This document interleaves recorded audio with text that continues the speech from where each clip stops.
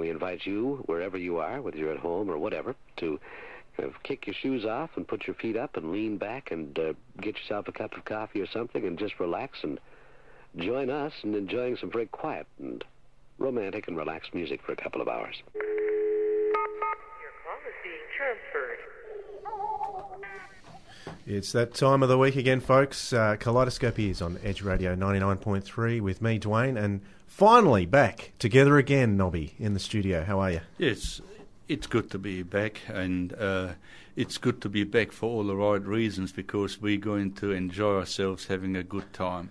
There's still so many folks out there that only heard Porcupine Tree just by name, and it's our desire to be able to give them all the reasons in the world to make it their number one most favourite band. The music will do all the talking. And this is the fourth decade that Porcupine Tree has been around in. They started in the 80s, 90s, noughties, and now the 10s. Is that what they call this decade? I don't know.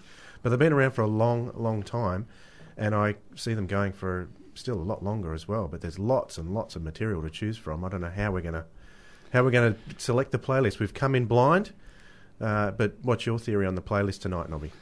Well, the playlist is we have to limit ourselves, exercise severe self-control. Oh, it's going to be tough. And really play what we know to be the best received songs, because our aim is for anyone that really doesn't know of the band or hasn't heard much of Porcupine Tree or Stephen Wilson, to really give them evidence to see what all the fuss is about. I must say, though, that we initially had scheduled to do that show 2 weeks ago. That's right, we were. But I mentioned a little bit as to why we were not in that evening, but I'll let you expand on that for tonight, Nobby. Yeah, no, we were on our way out to come and do the Porcupine Tree show then, when both Dwayne and myself were attacked by a bunch of juvenile delinquents in my own driveway. They came and attacked us, totally demolished Dwayne's car and physically attacked us. And in the end, well, it's needless to say, we couldn't make it in.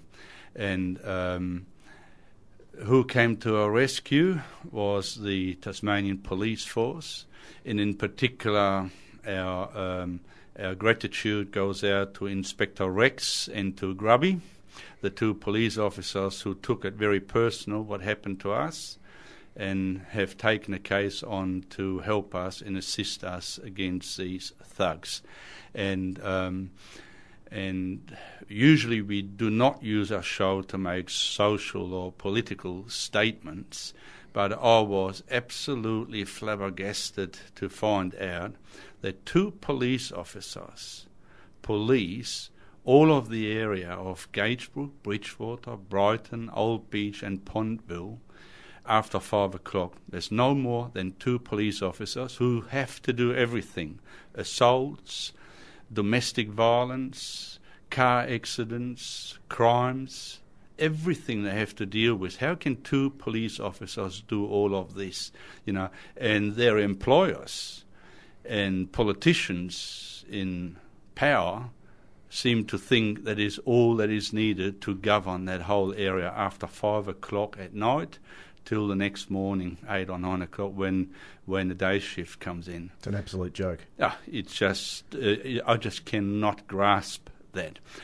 Inspector Rex and Grubby, in particular, Todd, our fellow co-host, has mentioned to them Porcupine Tree, and we happened to, after we talked about all the unpleasant side of things, we also briefly spoke about music, which are a topic that's never far off my mind. And Nobby, briefly speaking with you about music is a contradiction in terms. Yes, because I could go all night on about that.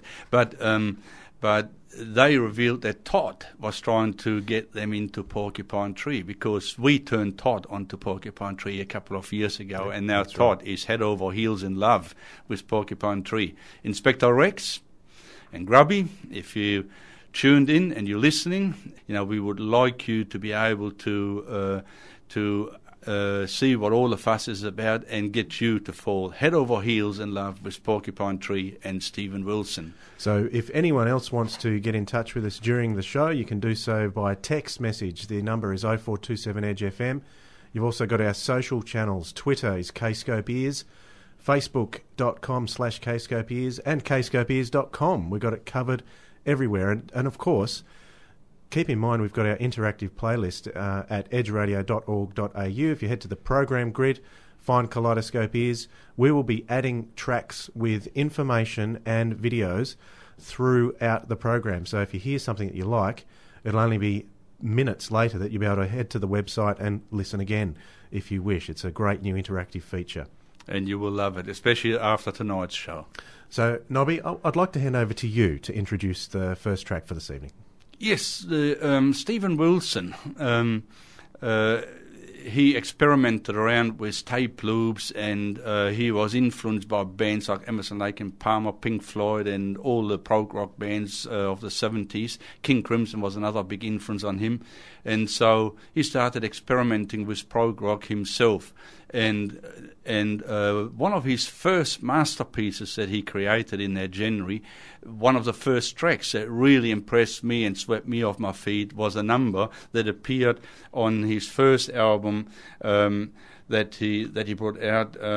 It's On the Sunday of Life, isn't it? On the Sunday of Life, yeah, and it's entitled Radioactive Toy. Yes, you are listening to Kaleidoscope Ears on Edge Radio, and that was Porcupine Tree with Synesthesia from their second album, which was still, incidentally, pretty much a Stephen Wilson solo album under the name Porcupine Tree, with a few guest musicians coming in. Colin Edwin was guesting on that one, as was Richard Barbieri, and I'm not sure who was on drums on the original, whether it was Chris Maitland or whether they were still using a drum machine. But that album was re-released in 2004 with Gavin Harrison on drums, wasn't it, Nobby? Yes. Now, I think Up the Downstairs might have been the first album that had the original lineup of the band in it. On the Sunday of Life came out 1991, and Up the Downstairs came out 1993. But listen, if you really want to see any further evidence about how prolific and how desirable Porcupine Tree are in the music world, without looking at the music magazines that speak of Stephen Wilson non-stop and with highest praise, if you typed in Porcupine Tree and do an eBay search, especially look under vinyl, you'll be blown away with the prices that they attract. There was an EP that was issued in January 1992 called Radioactive EP, which had an early version of Radioactive Toy on it. Yep. I have repeatedly seen that EP go for no less than $1,000 upwards. That's amazing. Right. Some of the other CDs, go for $600-800 Hardly a triple album of theirs hardly ever goes for under £200-300 English pounds. They're just absolutely colossal. They are the giants on eBay as far as collectability is concerned.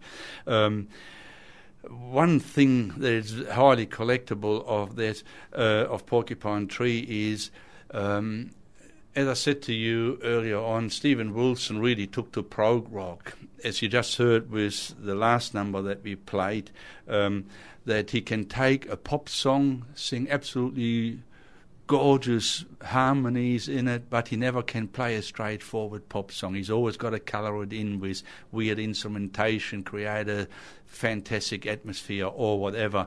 And on his longer pieces, like one that we're going to feature now next, is a number called Voyage 34. I mean, there are some versions. It actually holds the McGuinness Book of Records of being the longest song. It comes in four. Well, it's actually the second longest single in history. There was one that was longer. Oh, right, okay. Yep, from memory, that is. But it goes for over 40 minutes, but we play you an abbreviated version of it now. But what this number will encapsulate is what progressive rock is all about. It's got sensational musicianship in it, a great palette of colour in music, and it's a phrase that I often have used on air here. When you go on a trip and you see a nice landscape, you want to repeat the trip because, you know, of all the things you probably missed the first time around, that's one of these pieces of music. You can enjoy it the first time and say, wow, you know, and you play it again and you get excited about it each time you play it. You can repeatedly play it every time you hear something new. So let's enjoy it together, Dwayne. Well, I'm excited, and there are some others out there who are excited as well. Hello, Michelle in Melbourne, who is a recent Porcupine Tree convert. Oh, right. So I'm sure she'll be coming Welcome on on the board, next time Michelle. the next time they come to Australia, which will be their third time, probably a couple of years before they come back. And we're very pleased to hear that Todd's tuned in. So hello to g'day, Todd and Rebecca. It's lovely to have you tune in. Good stuff. We'll be missing you guys. So this is Porcupine Tree with Voyage 34. You're listening to Kaleidoscope Ears on Edge Radio 99.3 with me, Dwayne, and Nobby, and that was Porcupine Tree from their still psychedelic, trippy era of the 90s. That was from The Sky Moves Sideways, and the track was called The Moon Touches Your Shoulder. Beautiful track. It's often compared to, what's the album with Shine On You Crazy Diamond on it? I can't remember. Wish You Were Here, that's right. It's often compared to that album because that album has two long tracks, one at the start, one at the end, with a couple of short tracks in the middle, and that's almost the Wish You Were Here of Porcupine Tree.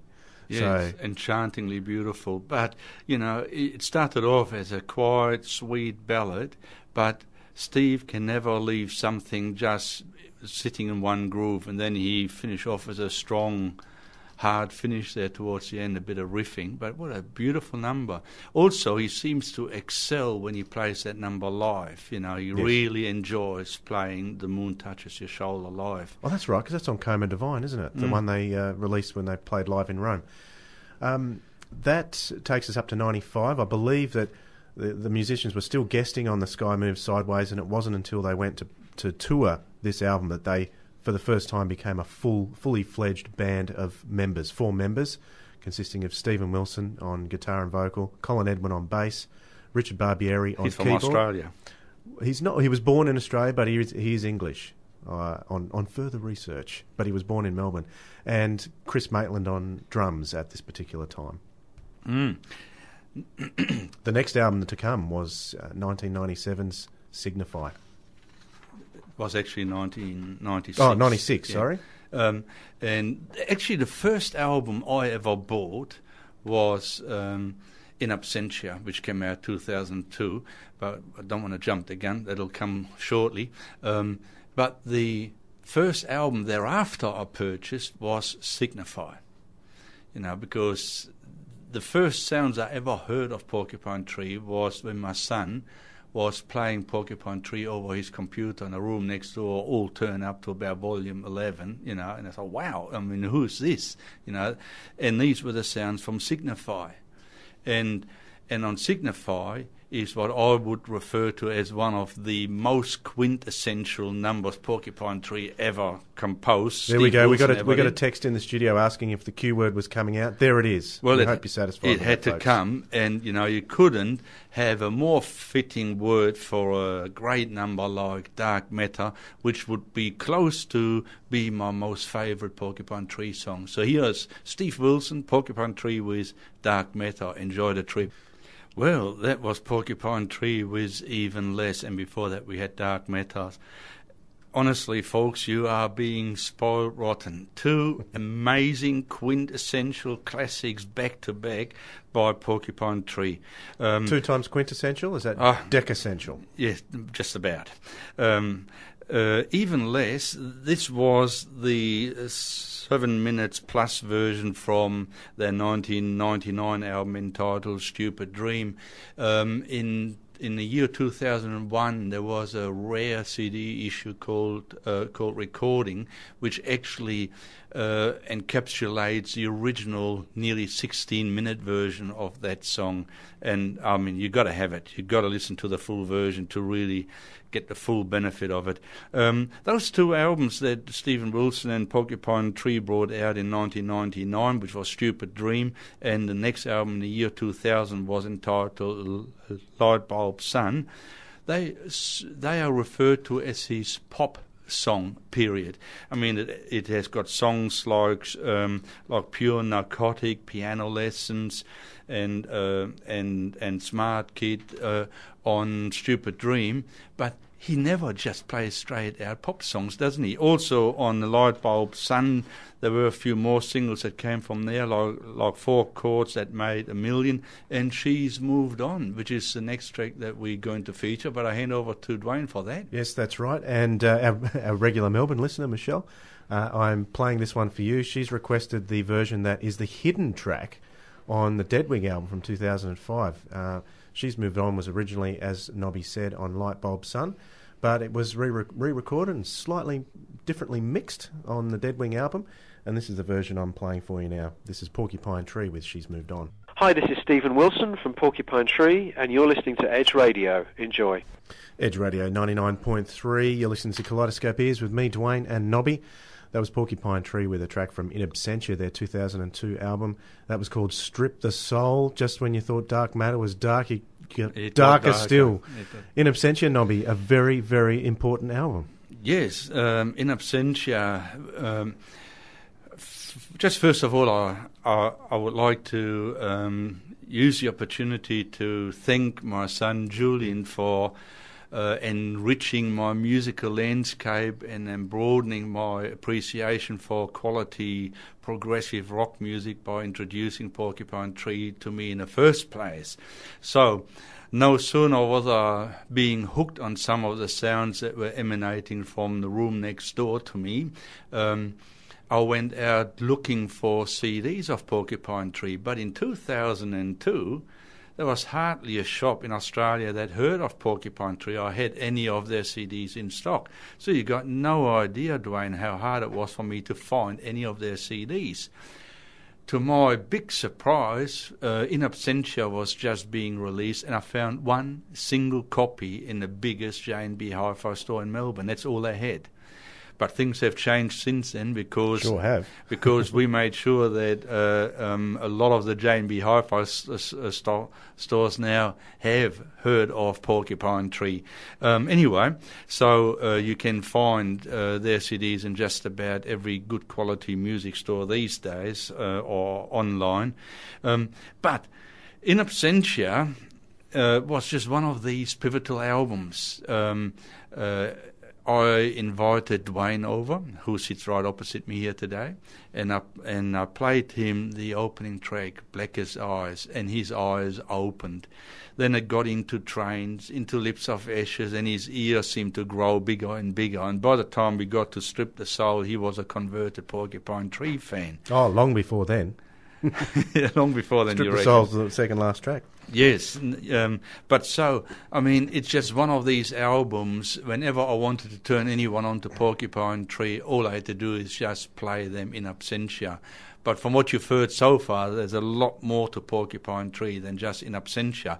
But In Absentia is an epochal album also as far as the band itself is concerned, because this was the first album with Gavin Harrison on drums, who are often referred to as not being a drummer. He's just an artist. You know, he just does so much with drums and percussions. I don't think there's any other drummer in the world that can compare to him at the moment. There are lots of great drummers, but it takes a lot to come near Gavin Harrison. Also, In Absentia is another very important album as far as Stephen Wilson is concerned, because that was the first album, Dwayne, that he did in 5.1 surround sound. And if you thought what you're hearing now is great, play the 5.1 surround version and it will completely blow you off the planet, you know. And I can get you to talk a little bit more about that in a minute, you know. But as far as Stephen Wilson is concerned, he's highly regarded as the master of the 5.1 surround sound these days. Everybody wants him to produce their albums in 5.1. You only just mentioned to me last week, he in particular seems to get invited by all these prog rock masters of times past to remaster their albums. That's right. Jethro Tull, Aqualungs being remastered by Stephen in 5.1, as is Caravans in the Land of Grey and Pink. And, of course, he did all the classic King Crimson albums, didn't he? Yeah, and still working on them, And I still believe. working on Yep. them, yeah.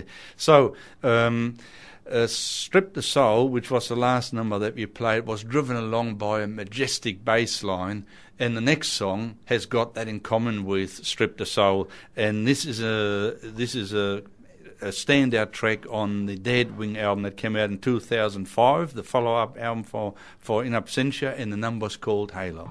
So that was Porcupine Tree with Halo from their 2005 album Dead Wing. And by that stage, Nobby, I was a die-hard Porcupine Tree fan, and I was eagerly anticipating their next album, which was released in 2007.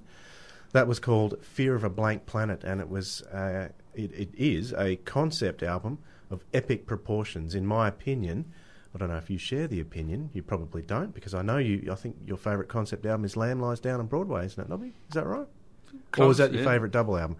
But anyway, Fear of a Blank Planet, in my opinion, the centrepiece of the album, and I can still remember the first time I heard the album, I was absolutely blown away. By the end of it, there's a track called Anaesthetised, which is the track we're going to play, and I was numb with the experience that I just had. It was the ultimate trip, and it still is. There's been an album since that one, but that album is still my personal favourite Porcupine Tree album. Actually, the latest Porcupine Tree release is called Anaesthetised, isn't it? The DVD is, yeah. Yeah, but also they issued now the vinyl version. Yes, they have. And but it it's was still the last. It's still the vinyl version of the concert. Yes. Yeah. Yeah. So I'm going to play that track Anaesthetised now. It's probably the ultimate progressive rock track, in my opinion, as well. The way it starts off, builds up to a crescendo, and then comes down again. Absolutely amazing trip. I don't know if you agree Well, with me we there. better tell you, folks, you are in for some sort of amazing trip, like Dwayne just called it, a 17 glorious minute plus. So put up your feet and relax and kick off your boots and enjoy it. This is Porcupine Tree with Anaesthetised. You've been listening to Kaleidoscope Ears on Edge Radio with me, Dwayne, and Nobby, and that was absolutely incredible stuff. Every time I hear that, it just blows me away, and particularly with the headphones. Do you hear those atmospheres that Richard Barbieri gets into the track there, Nobby? It's just amazing how much he contributes to Porcupine Tree. I often listen to a Porcupine Tree song and you hear Stephen Wilson perhaps doing an acoustic guitar or whatever, and then Richard Barbieri comes in and he creates all these eerie, mystic and beautiful atmospheres. And if it wasn't for the sounds that he created, it wouldn't sound like Porcupine Tree, would it? No, absolutely not. And you're spot on there too, because with some of Stephen Wilson's other stuff, you can definitely tell that Richard Barbieri's not there. And we had a text come in through that particular track saying, yes, definitely is the best prog track of all time, leaves Pink Floyd's Comfortably Numb for dead. Big call. Yeah, it is a big call. Just briefly before we introduce the next song, we just want to let you know what's going to happen next week. The 80s, a lot of people would say, didn't produce all that much great stuff. I mean, like Video Killed the Radio Star, a lot of technology got into great production. I mean, it did produce big country, we have to say that. Thanks, Nobby. I just saw you frowning there, you know. But also it had U2 and Simple Minds and a number of other great bands. But one band, you would have blinked your eyes, you would have missed them. And that's the band we're going to feature next week. The band in question here is Echo and the Bunnymen, which feature the enigmatic vocals of Ian McCulloch. And a great band they were, and we don't want them to be forgotten. So tune in and drop out next week to Echo and the Bunnymen treatment for you. I'm looking forward to that one, because I've got a best-of CD of theirs, but I don't have any albums, so I'm looking for some of those gems that you like to extract. Well, they for us again, some of the atmospheres that they create are not dissimilar to the atmospheric sounds that Porcupine Tree produce. Oh, very good. Well, speaking of Porcupine Tree, they had one more studio album since Fear of a Blank Planet, and that was called The Incident. That was released in 2009. And we saw it live. Yes, we did. But I saw Fear of a Blank Planet live too, so I'd just like to remind you of that. Yes. Sorry, Nobby. Don't rub it in. And this was, it was marketed as a a single song suite on the first CD and a few extra tracks on CD number 2. But it's actually a 14-part suite called The Incident, and which is the name of the album, and broken into 14 different parts. And there's one part of that I'm going to play, and it's called Drawing the Line. And the reason I've chosen that one is because my daughter, Teeny, loves this one, and she runs around the house singing it. So you can just imagine my little girl singing that too. 7 years old and she's already into real good music. Where are you living? She's 8 now. 8, isn't she? Yeah, time's moving on. They grow up. But really enjoyed your company through Time the flies. evening. And the dad joke had to come. We came in with 10 seconds to spare and a dad joke came out. Time Flies is the centrepiece of the album. Exactly. Yeah. So we'll catch you next week for Echo and the Bunnymen. This is Porcupine Tree with Drawing the Line.